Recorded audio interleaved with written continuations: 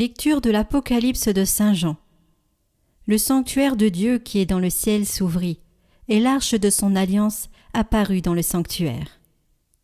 Un grand signe apparut dans le ciel, une femme, ayant le soleil pour manteau, la lune sous les pieds, et sur la tête une couronne de 12 étoiles. Elle est enceinte, elle crie, dans les douleurs et la torture d'un enfantement. Un autre signe apparut dans le ciel. Un grand dragon, rouge feu, avec 7 têtes et 10 cornes, et sur chacune des 7 têtes, un diadème. Sa queue entraînant le tiers des étoiles du ciel, les précipita sur la terre. Le dragon vint se poster devant la femme qui allait enfanter, afin de dévorer l'enfant dès sa naissance. Or, elle mit au monde un fils, un enfant mâle, celui qui sera le berger de toutes les nations, les conduisant avec un spectre de fer. L'enfant fut enlevé jusqu'auprès de Dieu et de son trône, et la femme s'enfuit au désert, où Dieu lui a préparé une place. Alors j'entendis dans le ciel une voix forte qui proclamait « Maintenant, voici le salut, la puissance et le règne de notre Dieu, voici le pouvoir de son Christ. »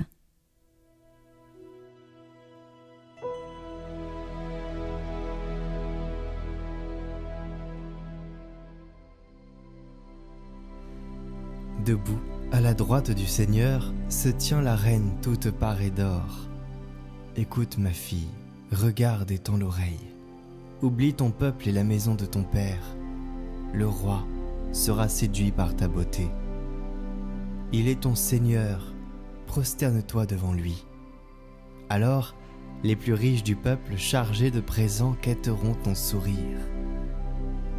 Fille de roi, elle est là, dans sa gloire, vêtue d'étoffes d'or. On la conduit toute parée vers le roi. Des jeunes filles, ses compagnes, lui font cortège. On les conduit parmi les champs de fête. Elles entrent au palais du roi. Debout, à la droite du Seigneur, se tient la reine, toute parée d'or.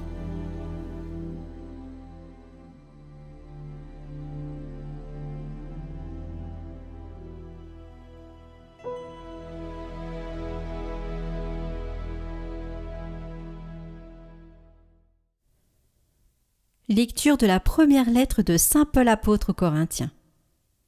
Frères, le Christ est ressuscité d'entre les morts, lui, premier ressuscité parmi ceux qui sont endormis. Car, la mort étant venue par un homme, c'est par un homme aussi que vient la résurrection des morts. En effet, de même que tous les hommes meurent en Adam, de même c'est dans le Christ que tous recevront la vie, mais chacun à son rang. En premier, le Christ, et ensuite, lors du retour du Christ, ceux qui lui appartiennent. Alors, tout sera achevé quand le Christ remettra le pouvoir royal à Dieu son Père, après avoir anéanti parmi les êtres célestes toute principauté, toute souveraineté et puissance. Car c'est lui qui doit régner, jusqu'au jour où Dieu aura mis sous ses pieds tous ses ennemis. Et le dernier ennemi qui sera anéanti, c'est la mort, car il a tout mis sous ses pieds.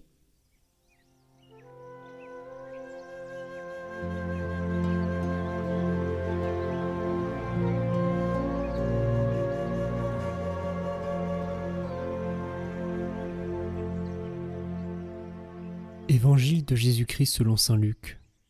En ces jours-là, Marie se mit en route et se rendit avec empressement vers la région montagneuse, dans une ville de Judée.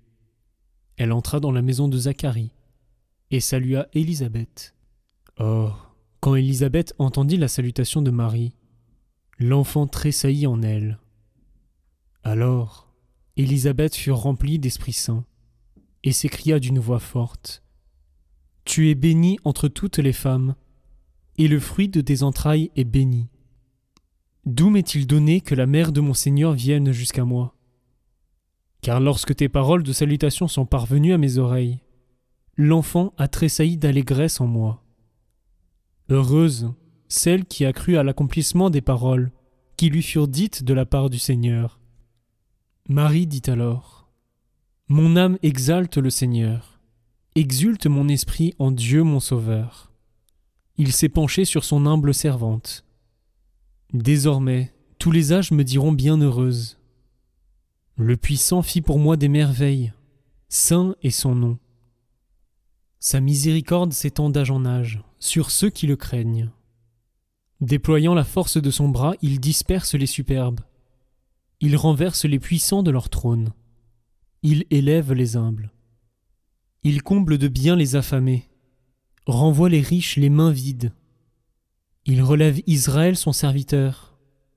Il se souvient de son amour, de la promesse faite à nos pères, en faveur d'Abraham et sa descendance à jamais. Marie resta avec Élisabeth environ 3 mois, puis elle s'en retourna chez elle.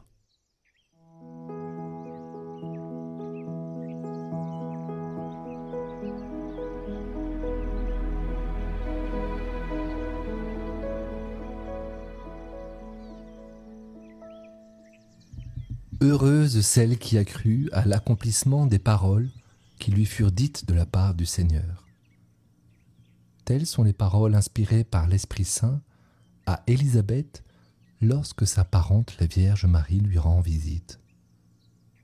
Alors même que la Vierge Marie vient d'entendre les paroles de salutation de l'ange Gabriel au moment de l'Annonciation, l'Esprit Saint va concevoir en elle Jésus-Christ, le Fils de Dieu. Vers qui peut-elle alors se tourner? Qui peut comprendre ce qui vient de lui arriver? Élisabeth, bien sûr, celle qui ne pouvait pas avoir d'enfant et qui pourtant en est maintenant à son 6e mois. D'ailleurs, l'ange Gabriel a rappelé à Marie, en citant sa cousine, que rien n'est impossible à Dieu. Il est alors normal que les 2 femmes sur lesquelles Dieu a bien voulu se pencher puissent se retrouver et partager leur joie pour tant de grâces reçues. Tu es bénie entre toutes les femmes, et le fruit de tes entrailles est béni. Heureuse celle qui a cru à l'accomplissement des paroles qui lui furent dites de la part du Seigneur.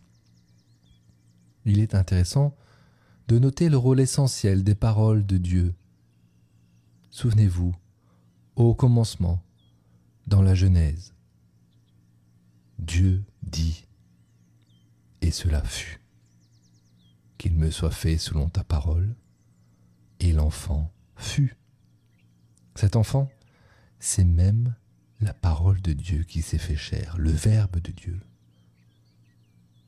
Alors, dans ce passage de l'Évangile, tout le monde se met à parler. Marie salue Élisabeth. L'enfant, lui, se met à tressaillir. C'est normal, c'est sa seule manière de s'exprimer.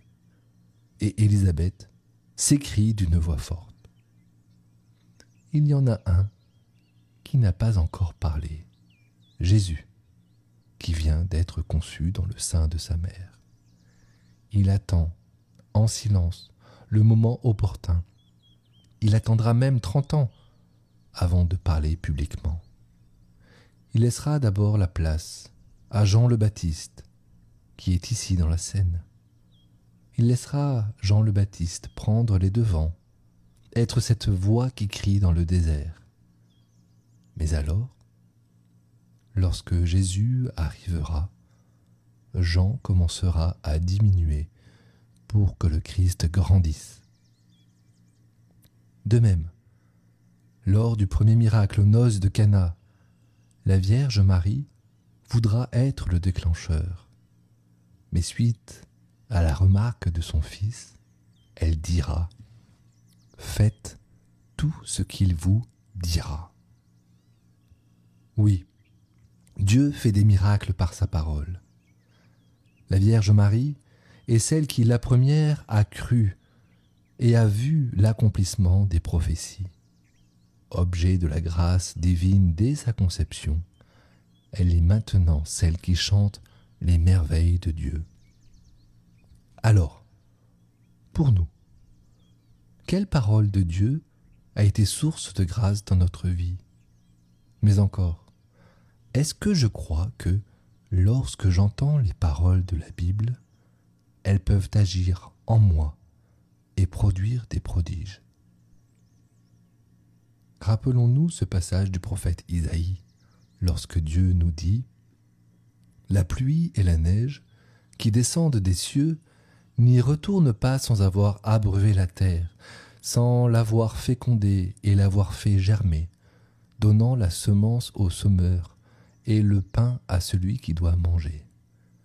Ainsi, ma parole qui sort de ma bouche ne me reviendra pas sans résultat, sans avoir fait ce qui me plaît, sans avoir accompli sa mission. » Très bonne fête de l'Assomption à tous.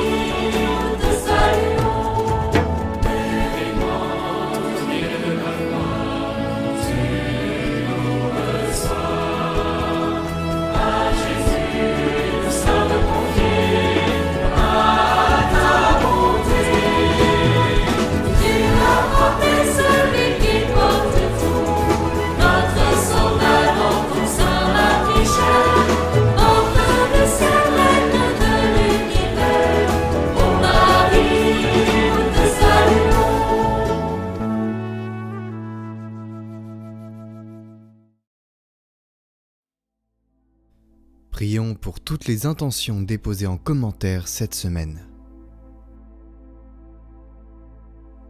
Notre Père qui es aux cieux, que votre nom soit sanctifié, que votre règne vienne, que votre volonté soit faite sur la terre comme au ciel. Donnez-nous aujourd'hui notre pain de ce jour. Pardonnez-nous nos offenses, comme nous pardonnons aussi à ceux qui nous ont offensés. Et ne nous laissez pas entrer en tentation, mais délivrez-nous du mal. Amen. Je vous salue Marie, pleine de grâce, le Seigneur est avec vous. Vous êtes bénie entre toutes les femmes, et Jésus, le fruit de vos entrailles, est béni. Sainte Marie, Mère de Dieu, priez pour nous pauvres pécheurs, maintenant et à l'heure de notre mort. Amen. Gloire au Père et au Fils et au Saint-Esprit, comme il était au commencement, maintenant et pour les siècles des siècles. Amen.